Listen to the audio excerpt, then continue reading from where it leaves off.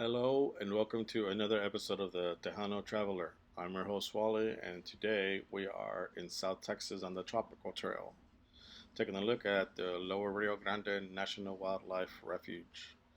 Now, this refuge is scattered throughout the whole south of Texas. It's got several units. I am choosing some of the most important units to go take a look at. And the first one is a Boca Chica Beach unit. Boca Chica Beach is, I guess it's a former state park that got given back to the city, that got given to the National Wildlife Refuge. But it's basically where the Rio Grande, and that's it right there, empties out into the Gulf of Mexico. That's why it's called Boca Chica. You can tell that the mouth, the boca, isn't that big. And that's Mexico right there on the other side. And you can actually swim across it if you want, or walk across it if you are in the right area, because there's a big sandbar sort of blocking it at times. But there I am walking on the Mexican side. That's the US on the other side. But there's plenty of birds to see here, which was amazing for me because I'm a big bird lover. The other major unit is La Sal del Rey unit. You can come here. It's an amazing place to come visit. But if you visit during the wet season, there really isn't much salt to look at. You look around and you really just see the green grasses and the lake blowing in the wind, with some of the animals just flying around looking for food to eat, which there's plenty of it for them there. But not much salt. Still a great place to visit, still a great place to hike, still a great place to see nature. But it's very different from when it's dry. You can see the awesome salt flats while you're there with all the wildlife walking around. Well, this place is a paradise for birds. They love coming here. It's nice and cool and windy for them, plus there's plenty of nutritious animals for them to eat. The salt flats are amazing. They crunch while you walk, which is pretty cool.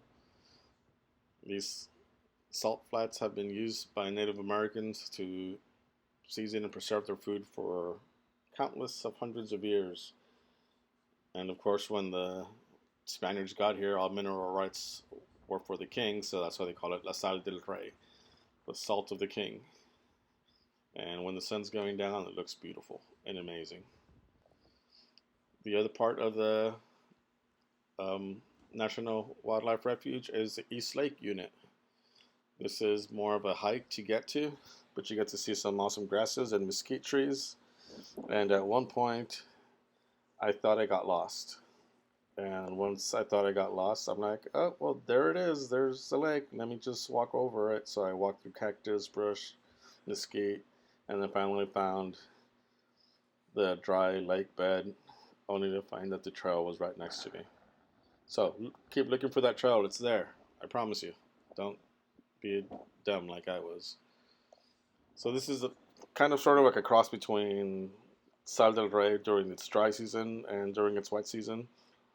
Sure, there's a lot of flat, like dry lake bed, but it's still kind of cool to see what it looks like. It's pretty hot. I was here in the middle of summer. I think I almost died. I think I prayed for death at one point because I was out here. But the wind was the only thing keeping me going. It was just had a slight tint of coolness to it, or it was hyperthermia or something. I don't know. Not hyperthermia. Heat stroke. But this little barrier islands were pretty cool. They were my sanctuary there. I would sit on them and rest. But there's the East Lake unit. I'm not sure there's much fishing there, but there is signs of wildlife. As you look around, you see some of the tracks, some of the deer and warthogs or javelinas, and of course fish and human life. And make sure you bring your water because it will kill you out here if you do not have any water. But like I said, the breeze is actually pretty good, and it's the only thing that saves you. It's definitely worth coming here though. I had fun. I'm glad I came.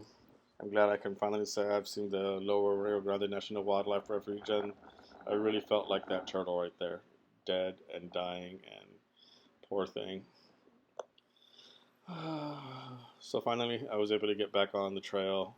I found it, and there's a real live turtle. This one was alive, which is pretty cool for me. I love turtles. Anyways, thanks for watching. I hope you liked this trip, and don't forget to like and subscribe. Thanks for watching. Bye bye.